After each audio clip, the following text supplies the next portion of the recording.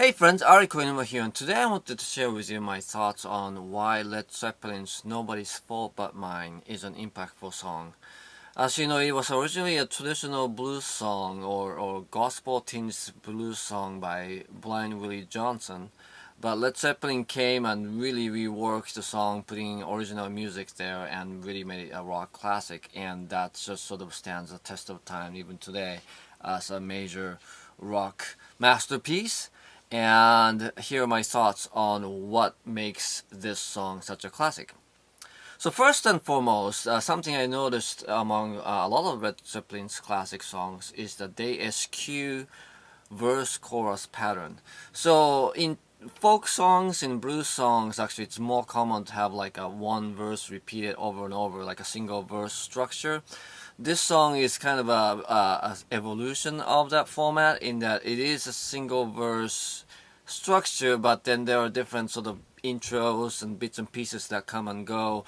And the reason why I'm such a big fan of non-traditional, non-verse chorus type structure is because with any sort of established convention come a sense of comfort and expectations.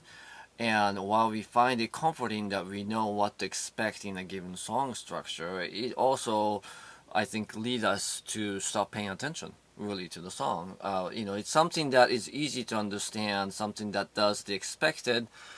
You also lose interest in it faster too.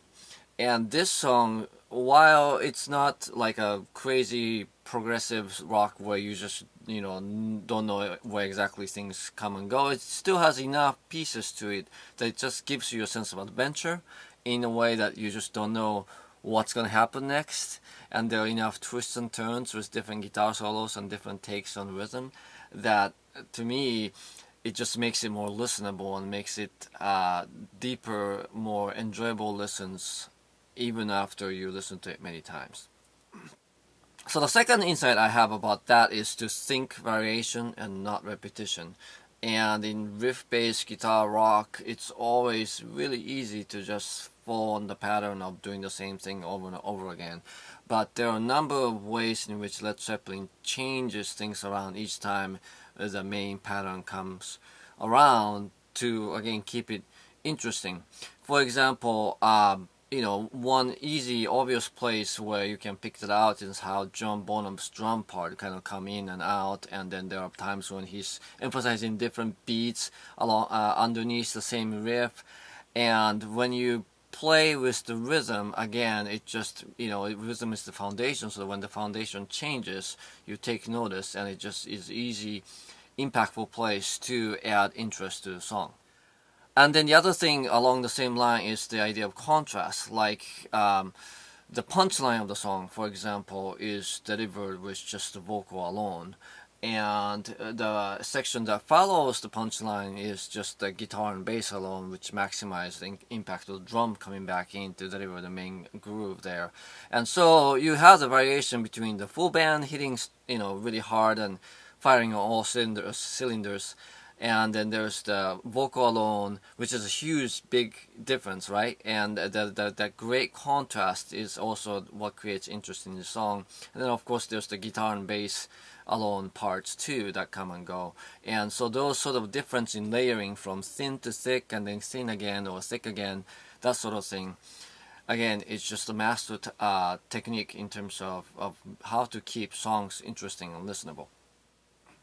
The third insight is that how this song has just this awesome groovy main riff, but then there's just all this stops and goes, and it's another thing. It's like a contrast thing. But when the rhythm stops, then you're like, oh, you just, again, it just catches your attention. And music is all about how to keep listener interested or keep them aware that music is going on. There are other purposes that music can serve. Maybe in some circles or some types of music, the point is not to make them listen, like in dance music, right? I mean, the point is to get the body moving, and then if you have lots of stops and goes, that will be distracting.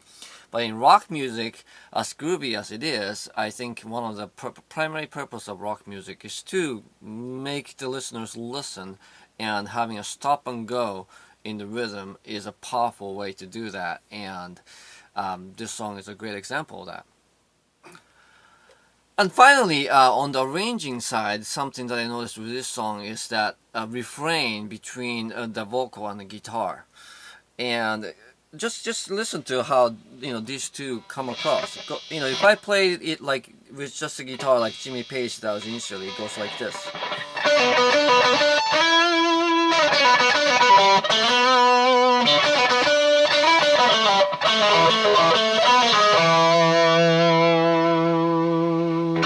Right? Compare that to actually singing along. It goes.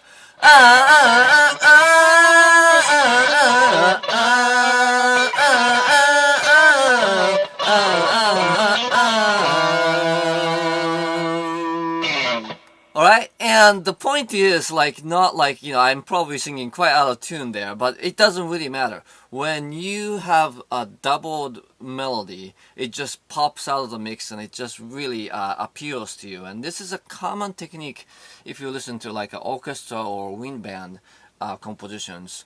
The main melody gets multiple instruments with different colors and timbres, and that sort of creates a unique sound, a combination, and it just helps to cut through the dense mix of the arrangements.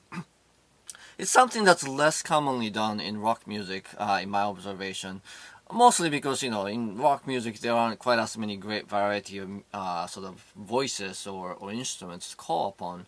But when you do that, it becomes very powerful. And voice, I know that the singers do need to take a break between verses and choruses, but voice can be used as a doubling layer, and again, our human ears pay attention when there's a human voice in the mix, so having that as an instrumental doubling part to emphasize the melody, I think is a great idea.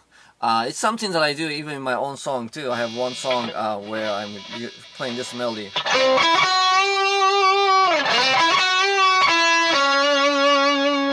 And instead of just playing that, I go